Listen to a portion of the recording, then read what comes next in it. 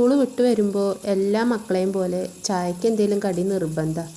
അവർക്ക് ഇന്നത് വേണമെന്നൊന്നുമില്ല, എന്തെങ്കിലുമൊക്കെ ആയാൽ മതി. ഇന്ന് നോക്കി നോക്കുമ്പോൾ രാവിലത്തെ പലഹാരമൊന്നുമില്ല. പിന്നെ ഉള്ളത് വെച്ച് എന്തെങ്കിലും ചെയ്യാമെന്ന് നോക്കി നോക്കുമ്പോൾ ആട്ടപ്പൊടിയോ മൈദപ്പൊടിയോ അങ്ങനെയൊന്നുമില്ല. അപ്പോഴാണ് ഇഞ്ചി ഉപ്പുമാവ് ഉണ്ടാക്കാമെന്ന് കരുതിയത്. ഇതിനായി ഞാൻ ഇതിലേക്ക് എടുത്തിരിക്കുന്നത് ഇഞ്ചി, ഉള്ളി, മുളക്, വേപ്പില, കടുക്, പിന്നെ കുറച്ച് റേഷനരിയാണ്.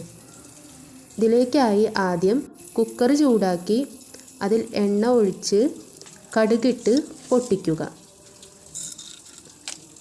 അതിനുശേഷം അരിഞ്ഞു വെച്ചിരിക്കുന്ന ഉള്ളി, മുളക്, ഇഞ്ചി, വേപ്പില എന്നിവയൊക്കെ ഇതിലിട്ട് നന്നായി വഴറ്റിയെടുക്കുക. വഴറ്റിയെടുത്തതിന് ശേഷം ഇതിലേക്ക് കഴുകി വെച്ചിരിക്കുന്ന അരിയെടുത്ത് ഇതിലേക്ക് ഇടുക.